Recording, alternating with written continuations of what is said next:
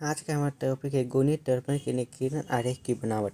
गुणित दर्पण के निकीर्ण आरेख की बनावट। जब अब ये आपतित किरण प्रधान अक्ष के समांतर आएगी, यानी जो हमारी आपतित किरण है वो प्रधान अक्ष के समांतर इस प्रकार से आएगी।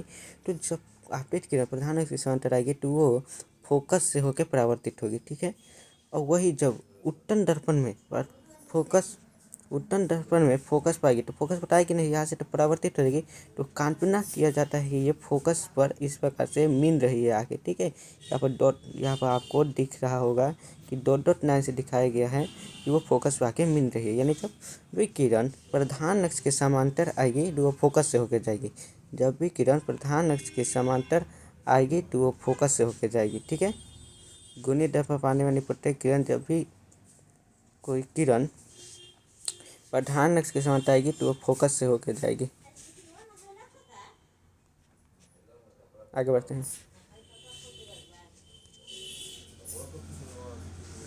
जब अपवर्तित फोकस की दिशा में हो, यानी जब आपतित किरण फोकस से होके आएगी, जब फोकस से होके आएगी किरण तो वो प्रधान अक्ष के समांतर जाएगी।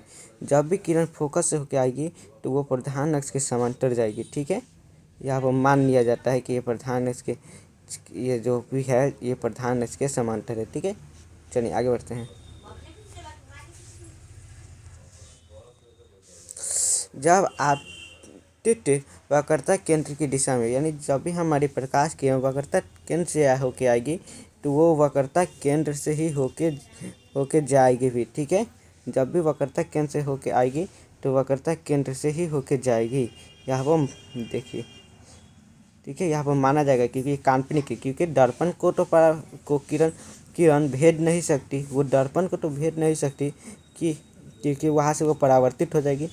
आगे बढ़ते हैं। नेक्स्ट टॉपिक है हमारा कि जब आपतित किरण ध्रुव की दिशा में हो, यानी जब भी आपतित किरण ध्रुव की दिशा में होगी, यानी जब भी आपतित किरण ध्रुव पर आएगी तो वो फिर उसी यहाँ से भी नौट जाएगी, यानी बराबर का कोण बनाते हुए नौट जाएगी। यहाँ भी देखिए ये आई, ये चलिए आगे बढ़ते हैं। आगे हमारा टॉपिक है औतन दर्पण के सामने विभिन्न दूरियों पर रखी वस्तु के प्रतिबिंब, यानी एक औतन दर्पण के सामने विभिन्न दूरियों पर रखे हुए वस्तु का प्रतिबिंब।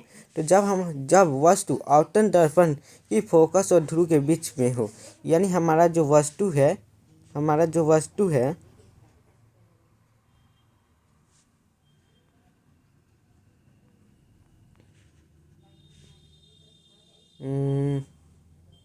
आपको कैसे एक्सप्लेन किया जाए, एक मिनट रुकिए।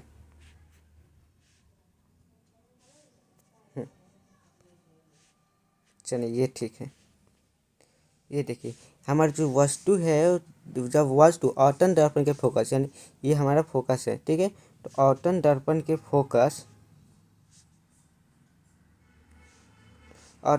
फोकस और ध्रुव, ये है हमारा ध्रुव के बीच में, ये रहा हमारा वस्तु, ठीक है। बीच में वस्तु होता तो देखिए यहाँ से एक प्रकाश की किरण निकलेगी प्रधान अक्ष के समांतर और वो परावर्तन के बाद फोकस होकर चली जाएगी, ठीक है। वहीं पर दूसरी की वक्रता केंद्र के समांतर आएगी तो हमारा जो वस्तु है वो कहाँ बनेगा, जो हमारा वस्तु है वो हमारा वस्तु, देखिए ये हमारी वस्तु है, वस्तु से प्रकाश की किरण निकली, फोकस होके गई, फिर एक वक्रता केंद्र से, तो यहाँ पर काल्पनिक प्रतिबिंब बनेगा। हम मानेंगे कि जो हमारी जा रही है टीसी आगे बढ़ के यहाँ पे एक मिल जाएगी, ठीक है। तो हमारा वस्तु यहाँ बनेगा तो वस्तु काल्पनिक बनेगा। तो देखिए जब वस्तु औतन दर्पण के फोकस और ध्रुव के बीच स्थित हो, तब देखिए प्रतिबिंब काल्पनिक और सीधा होगा, यानी प्रतिबिंब जो है वो काल्पनिक होगा और सीधा होगा। काल्पनिक प्रतिबिंब सीधे होते हैं। प्रतिबिंब वस्तु से बड़ा होगा, यानी जो हमारा प्रतिबिंब बनेगा वो वस्तु से बड़ा बनेगा। प्रतिबिंब दर्पण के पीछे बनेगा, यानी प्रतिबिंब जो है दर्पण के पीछे बनेगा, यानी प्रतिबिंब काल्पनिक होगा। आइए नेक्स्ट देखते हैं। नेक्स्ट हमारा कह रहा है जब वस्तु औतन दर्पण के फोकस पर स्थित हो, यानी जो हमारा जो वस्तु है औतन दर्पण के फोकस पर स्थित होगा, ठीक है। देखिए फोकस पर स्थित हो, यहाँ पर फोकस पर स्थित है, यहाँ से प्रकाश की किरण निकलेगी और ये इसी पर होकर चली जाएगी, ठीक है। इस प्रकार से फिर एक यहाँ से जाएगा, ठीक है। तो देखिए यहाँ से हमारा शायद फोकस भी बनेगा प्रतिमा, ये देखते हैं कहाँ बनेगा। तो देखिए हमारा जो प्रतिबिंब है, प्रतिबिंब वास्तविक और उल्टा हो गया, यानी प्रतिबिंब वास्तविक होगा उल्टा होगा। प्रतिबिंब वस्तु से बहुत ही बड़ा होगा, यानी प्रतिबिंब जो होगा वस्तु से बहुत ही बड़ा होगा।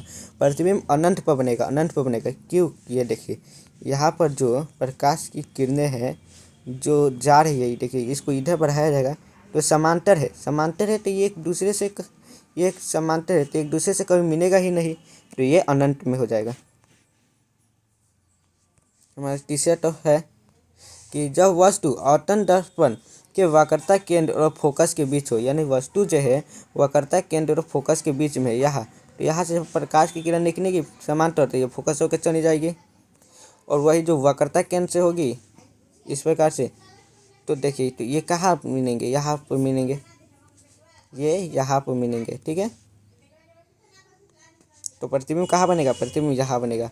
वस्तु से क्या है? वस्तु से बड़ा है प्रतिबिंब। आगे बढ़ते हैं, देखिए हो जाएगा प्रतिबिंब वास्तविक और उल्टा होगा। प्रतिबिंब कैसे? देखो यहाँ पर वस्तु इस प्रकार है तो प्रतिबिंब इस प्रकार से, और वास्तविक को डॉट से दिखाते हैं, बी डॉट ए डॉट लिखा है, देखिए आप ए डॉट बी डॉट लिखा होगा, देखिए यहाँ पर डॉट का सिंबल है, देखिए बी डॉट ए डॉट दिख गया।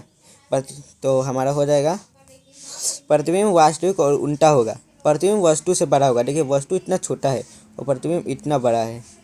प्रतिबिंब वक्रता केंद्र और अनंत के बीच होगा, ये देखिए हमारा वक्रता केंद्र हो गया और इधर अनंत है, ठीक है। तो वस्तु जो होगा वक्रता केंद्र और अनंत के बीच में होगी। जो हमारा प्रतिबिंब बनेगा वो कहाँ होगा? तो प्रतिबिंब वक्रता केंद्र और अनंत के बीच में होगा। देखिए नेक्स्ट टॉपिक, जब आवर्तन दर्पण जब वस्तु आवर्तन दर्पण के वक्रता केंद्र पर स्थित हो, ठीक है, जो हमारी वस्तु है वक्रता केंद्र पर स्थित है, तो यहाँ से एक प्रकाश की किरण जो निकलने की प्रधान अक्ष के समांतर वो फोकस होकर जाएगी, ठीक है। अब रूल में जान चुके हैं कि जब भी कोई प्रकाश की किरण प्रधान अक्ष के समांतर आती है तो वो फोकस होकर जाती है, और दूसरी की जो निकलेगी फोकस से वो प्रधान अक्ष के समांतर जाएगी। तो देखिए ये लोग मीन कहाँ रहे हैं? तो ये लोग मीन यहाँ रहे हैं, तो मीन यहाँ रहे हैं, तो जो हमारा वस्तु बनेगा वो यहाँ पर बनेगा, तो हमारा वस्तु वास्तविक बनेगा, और इस बार वस्तु का प्रतिबिंब वक्रता केंद्र पर ही बनेगा, ठीक है, और वक्रता केंद्र पर बनेगा वस्तु के बराबर ही बनेगा, ठीक है, वस्तु के एकदम बराबर बनेगा, ठीक है। आगे बढ़ते हैं, देखिए तो इस बार जो हमारा प्रतिबिंब बना है वो वास्तविक है,